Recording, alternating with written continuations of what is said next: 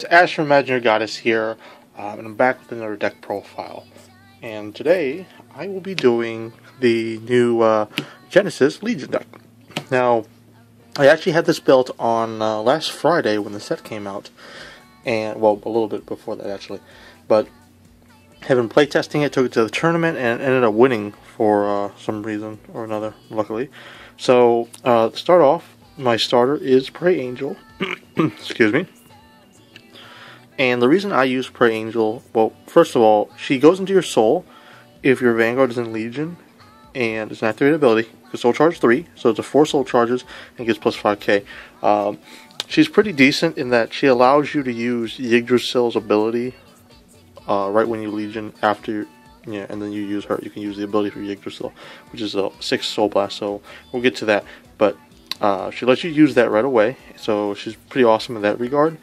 And she's also, the plus 5k really helps, and I'll get down to that in a little bit. So, we're starting off with our triggers. Of course, I run 4 heals. This is the Regalia heal.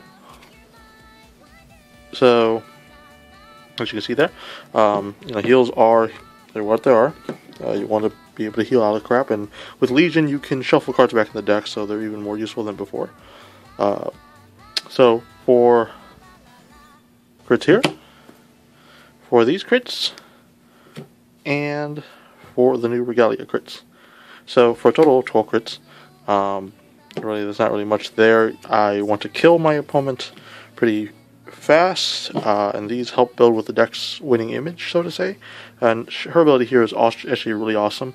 She can soul charge herself to give your Vanguard 3k, which is really decent. But I will get to that too when we get to our grade 3s. For grade 1s, I run, sorry about that, so for group 1's going on, I run 4 Pure Angels. Now, Pure Angel is pretty decent.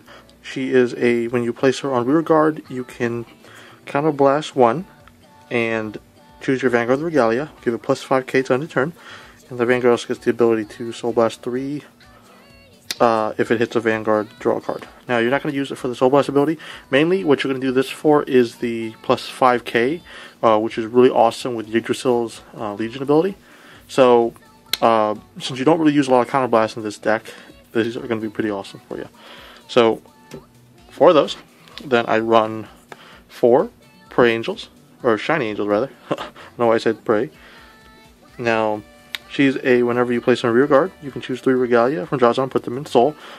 Pretty awesome thing that you can do with this deck is you would put this down, and you have some Norns in your, here in your drop zone that you don't want to Legion with, or you don't need to Legion with, put them back in the soul, and some pretty shenanigans with that.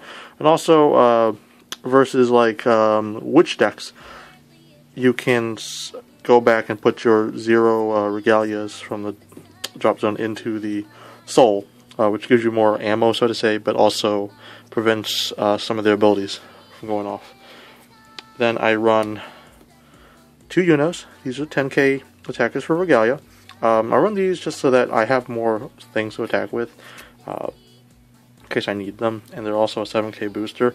Now, I was testing a little bit with Ordain Owl, which is the, when you place, she's a 6k, when you place it, you can put a grade 3 from your drop zone to the bottom of your deck, plus 5k to a grade 3 Regalia. But I find that the 7ks are a bit better, and plus you don't really want to have to ride Ordain Owls. And this is a Regalia, so that it works with the other card. Then I run 4 Savalans. This is the Quintet Wall, actually. So some people might call this heresy.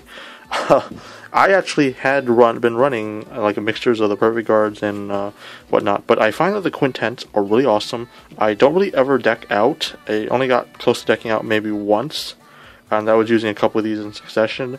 Generally, you're not going to use them all game anyway. With this build, you're going to try to win the game pretty fast. But these are nice. They generally stop almost everything, every attack.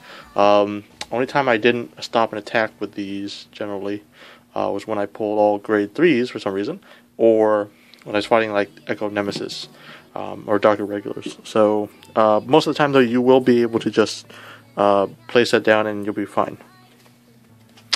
So moving on to the grade 2s, I run 3 Freyjas. She's a counterblast 1. When you're Vanguard Legions, you can pay that cost, and then you can soul charge 3. She gets plus 5k. So she becomes a 14k, then, you know, basically 21 with the 7k in the back. Attacker whenever you do it, and she gives you 3 more soul. So she's really awesome. She's mainly there for the soul generation. So 3 of her. Then I run 2 Hemras. She is just like that grade 1. She lets you, when you place her on the rear guard, choose 3 with the Regalia from drop zone, put them in soul. The reason I don't run more of her, other than that she's kind of pricey right now, which is my first decision, but after playing around I think 2 is fine, is that there is a lot of really good grade 2s for Regalia, so you're kind of restricted on what you want to run or you should run. So you want 2 of those so you have more things to put your in soul. You don't want to depend too much on this. So this really helps, but I'll get to that in a little bit. Then I run 2 Jupiters. This is a 12k attacker. It's my own preference. Thing that sucks is it's not Regalia, but it is a 12k attacker, which you know, just gives you more pressure on your side columns without having boosters. But yeah, she's pretty good in that respect. And then I run, of course, 4 Norns. You can see my Legion Rare there that I pulled from the pre-release kits, if anyone has seen that yet. She is staple in Regalia decks. So when she's placed into the drop zone from Soul, you can choose your Vanguard with Regalia and give it plus 5k. She is staple. In Minerva decks, in Yggdrasil decks, she's just too awesome. So, 4 of those, of course, and she's also the Legion mate for Yggdrasil, so of course you want to do that.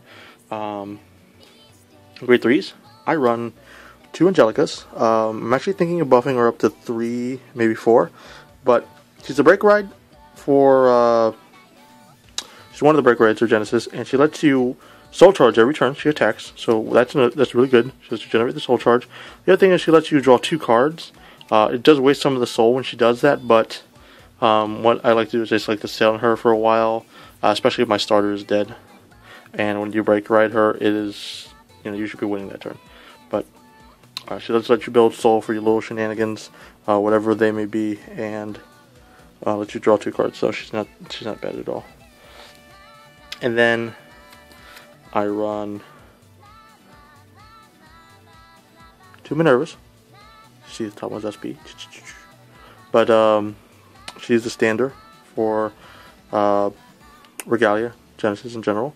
The Tony Taka art, which is getting a scale figure for anyone who's seen that news, which is expected. Tony Taka's stuff gets scale figures. So, getting that, but back on topic, it gives me the option to be 13k in this deck if I need to. But it also gives me a standard. Most of the time, though, you will not want to use her, which is why I've been debating put her down to my 1 SP copy, take out the triple rare and another Angelica. Because Angelica, at least you're building soul every turn while you sit on her, and then you get the nice 10k bonus, which hopefully will win you the game. But she is nice for the more defensive, and I just have her in here mainly for the options. I just want her to be more options. And if you ride at the beginning, it's not the end of the world either. Then finally, of course, I run 4 Yggdrasils. There's my Legion Rare, and she is, I believe, like a Glory Maelstrom clone. She has an auto ability when you attack a Vanguard and you're in Legion, you can Soul Blast 6. If you do, until end of the turn, she gets plus 1 crit, and the opponent can't call grade 1s or greater. So they can't perfect guard it, which means no quintets either, and they have to pull 0s or intercepts. Then she, of course, she gets 3k. There's another, when she attacks the Vanguard, and there's another unit middle column, so when you Legion, she'll swing for 23. Every turn, which is nice. So, she's extremely deadly. One of the things of this deck here, so you have all these crits. It's hopefully by the time that you get to grade 3 or get to Legion, your opponent is at 3 damage or 4 damage, so that the next hit is going to kill them, or force them to. So, like I said with this, so one of the reasons she's good, plus 3k to this, in Legion, makes it 26. That's another stage of attack versus most units. And then, so you're swinging 26 there. You can have this little starter here that's plus 5k. If you do this, the break ride, that's 10k. All these Norns. So, you want Norns in the soul the most. I was playing around with Hesperus. If you were going to hit with Yggdrasil, you were going to hit to win, basically.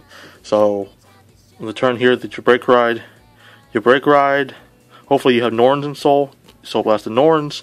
Get a whole bunch of power. Get the 10k from this. And this, you get the plus 3k from this. So that makes 26. Then you have the break ride. You know, huge numbers. And then you can run that, was it Prey Angel? Yeah, and the Prey Angels here.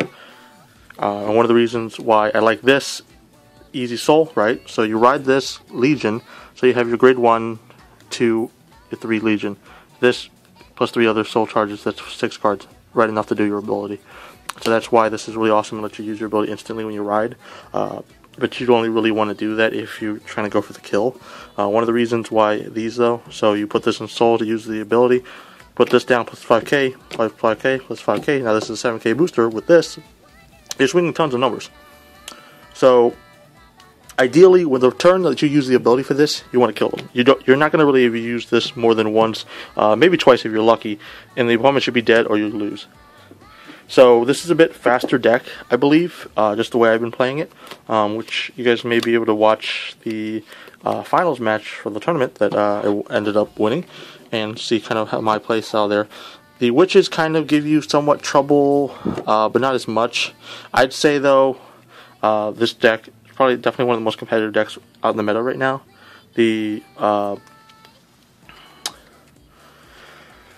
But what's going to give you the most trouble is probably Phantom Abyss or